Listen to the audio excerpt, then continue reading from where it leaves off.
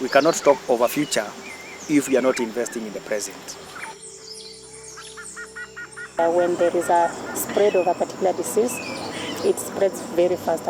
So they either get killed, they cannot get food, they cannot reproduce, because if the conditions are not right, they are not even able to reproduce.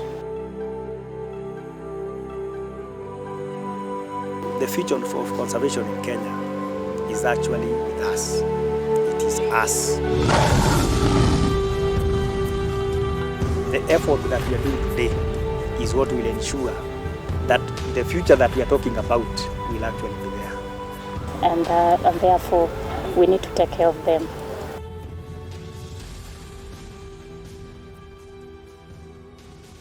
A home for the wild. A sanctuary is a place where animals are taken in from a troubled world. Here, they can live out their lives without the fear of being abused or killed. It provides a home because they were either taken from theirs or have never known what it is to be free.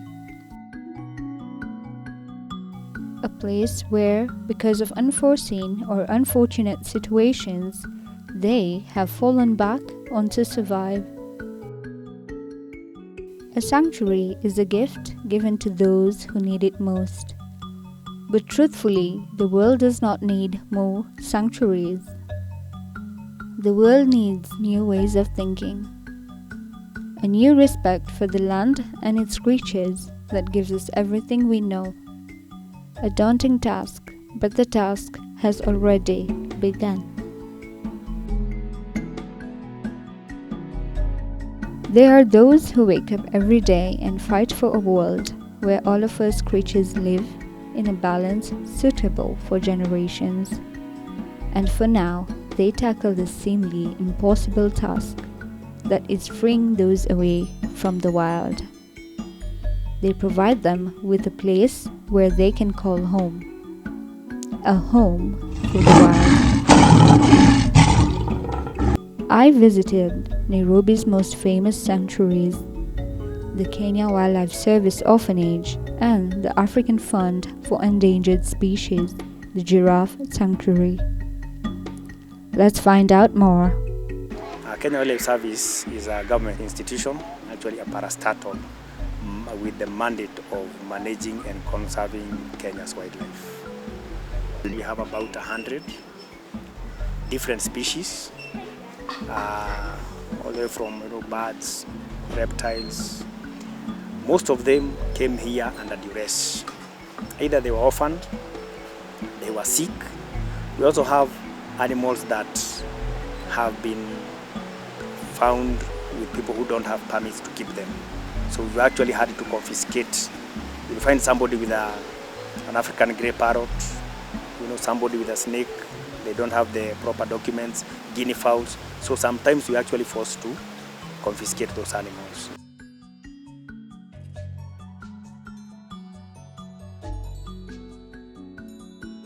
The Giraffe Center is a nature conservation center that is generally promoting environment conservation through breeding of the endangered rosal giraffes, carrying out conservation education awareness throughout Kenya, and also supporting other organizations taking care of endangered species and ecosystems. So the sanctuary today has 12 giraffes. Many of them are females.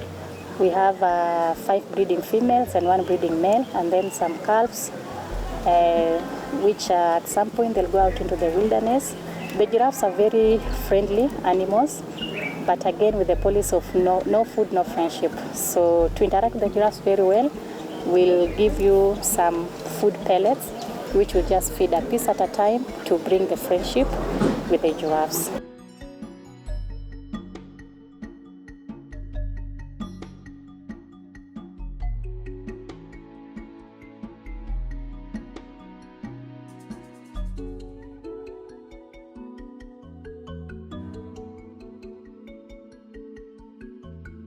Two different sanctuaries with a prime goal, that is to save wildlife from extinction by protecting or restoring them to prevent further extinction.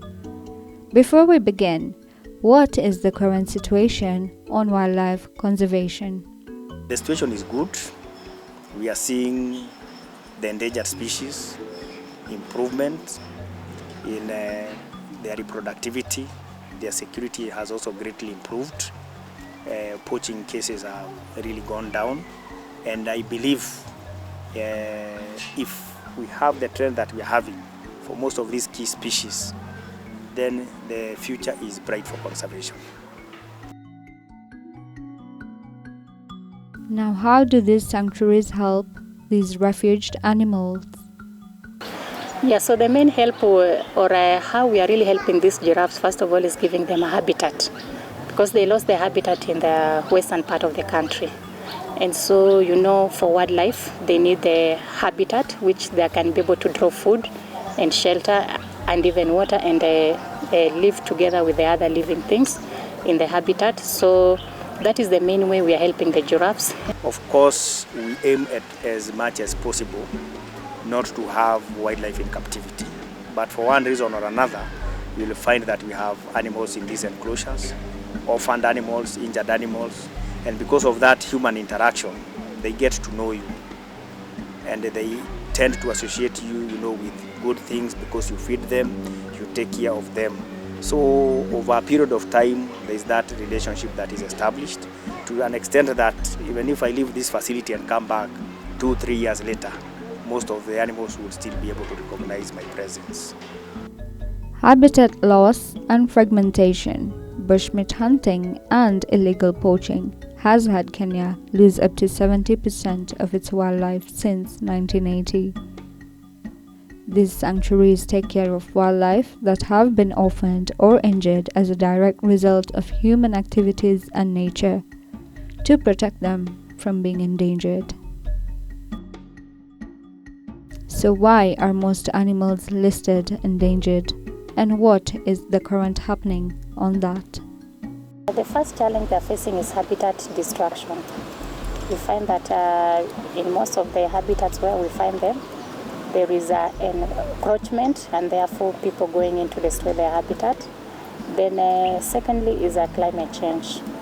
When we have drought, their food range also goes down, and they can die of hunger. And also, just in line with climate change, it's floods. So when again it's flooding, they can be trapped in the floods, and if nobody's there to rescue them, we lose the rostral giraffes.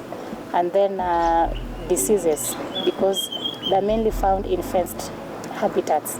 So because of that, you find that when there is a spread of a particular disease, it spreads very fast amongst the population of the rostral giraffes, because they're just in a fenced habitat, and that would kill many of them. I believe one of the reasons that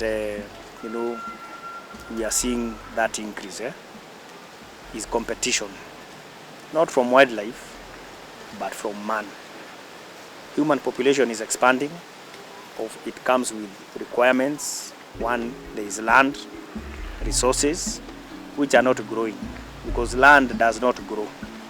So what happens is that now man will actually encroach into areas that previously were wildlife dominated areas.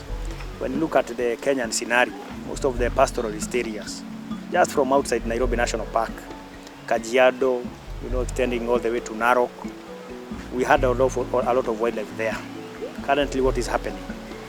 A lot of subdivision, because the population of Nairobi has really grown. Do caged animals ever feel distressed? If yes, how do you know, and what do you do about it? For that, maybe I can look it from two perspectives. One, if an animal came here when it was very young, a young cub, it might not know any other life. So it might not really be experiencing the kind of stress that you will get an animal that has come here in its adult age.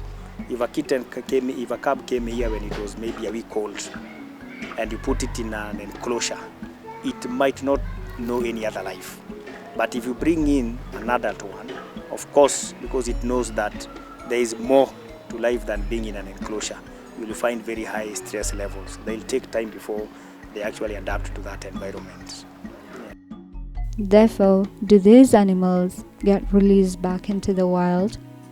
We try to, because again, as I said, we don't really want to have so many animals within these enclosures. But you find that we go from one species to another because the interaction with being released back into the wild is not the same. For herbivores, it's not that difficult. Omnivores, it's not that difficult because, for example, if I have an impala here, it has been here maybe for a week, it was sickly, releasing it back into the wild will not be a very big issue. Something like a tortoise, you can easily release it back into the wild. Birds, you can easily release them back into the wild.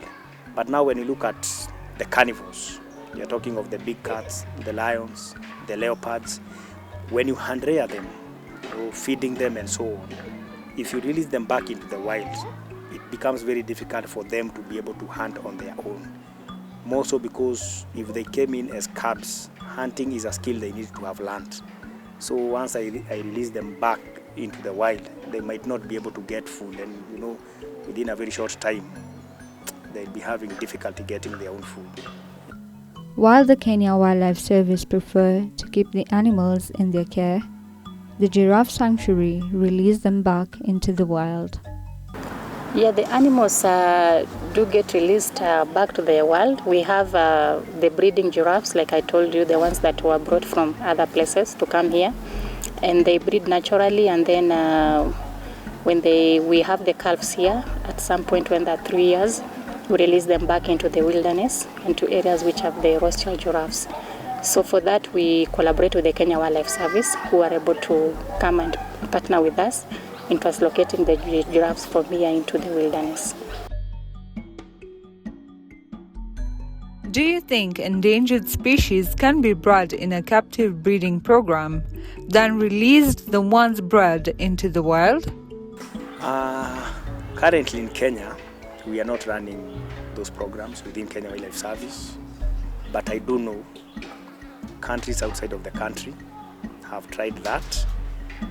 However, I'm not very sure of the success rate of releasing them back into the wild, because them being endangered means that even where they are released, they need to be kind of heavily monitored. So it will not be wild 100%, because if you have a certain species that you only have the number of individuals remaining to be very few, it means even the area will be defining as wild, it will still be having very serious human interaction, because you need also to ensure that once you release them, they're actually able to survive. But currently we are not running those programs. Yeah. Now, how can we help conserve wildlife? Human beings should not be selfish.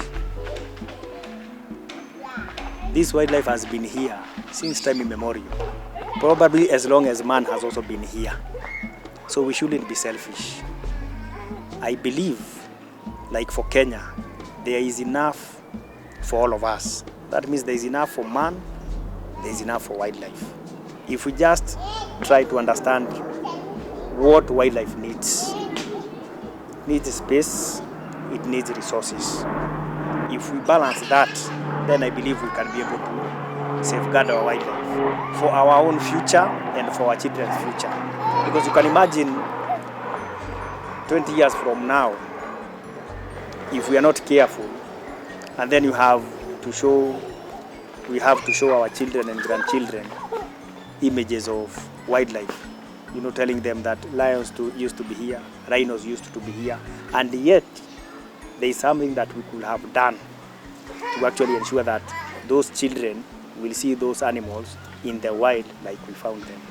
The first advice is that we need to continue creating awareness that the rostral giraffe is an endangered species, and therefore we need to rise up and promote its conservation through planting a lot of trees. Wherever the children are, the Kenyans are, they can plant trees there, and when the rain comes, it will also be able to bring more food in the habitats where the rostral giraffes are. And then also it's just good to always visit such conservation areas like the Giraffe Center and get to learn more on how they can be able to support conservation of the endangered species and generally environment in our country. So we'd like as many people to come to the Giraffe Center. They get close to the giraffes and also learn about conservation. And finally, also they just be part of our social media campaign. They follow us, and so that they can be able to get timely updates or news about the rosal giraffes and get to share our work out there. Yeah. So apart from breeding the endangered rosal giraffes, we also carry out conservation awareness throughout Kenya. We train teachers on how they can promote education for sustainable development in their schools and communities. We allow school children to come in for free at the Giraffe Center and get a conservation talk, even as they're interacting with the giraffes. We also sponsor needy children on ecological trips, and annually we have the environment competition for children throughout Kenya at all levels, from the kindergarten to tertiary. What is the future of wildlife conservation? Yeah, the future of conservation is there are mixed reactions. As much as we seem like we are going into the right direction, but again we have other threats that come into play. Some of them are natural threats, some of them are human factors. So, but we have to soldier on and be able to promote conservation so that we can achieve sustainable development one day in this world. The effort that we are doing today is what will ensure that the future that we are talking about will actually be there. The future of conservation in Kenya is actually with us. It is us. We cannot talk of a future if we are not investing in the present. So for us to find that future there, 2030, 2040, 2050, the future is with this generation. Let us hear what the youth have to say about wildlife conservation in Kenya. Well, I feel like in Kenya it is important for us to conserve our wildlife, because you find like in places like Eastlands, most of the people cut down trees just to set up shops. And also like there's been an increase in poaching of animals we're just disrespecting animals in every way. Like you find that people are still poaching animals to this day. So I feel like it is important for us to respect our wildlife. My take is Kenya is still not at a level in which we are conserving the wildlife, because as you can see, people are still stealing land which belongs to the animals and living there. And so doing this, you chase away the animals, and they will definitely go to other areas. And doing this, we lack certain species of animals which attract foreigners to come. Now you know that it is unfair to keep these wild creatures in sanctuaries. They belong in the wild. The importance of these animals to us and our ecosystem. So save our wild, because their extinction will lead to our extinction. Because there is no known Kenya without these beautiful and wild creatures. I was your host, Shahista Yassin.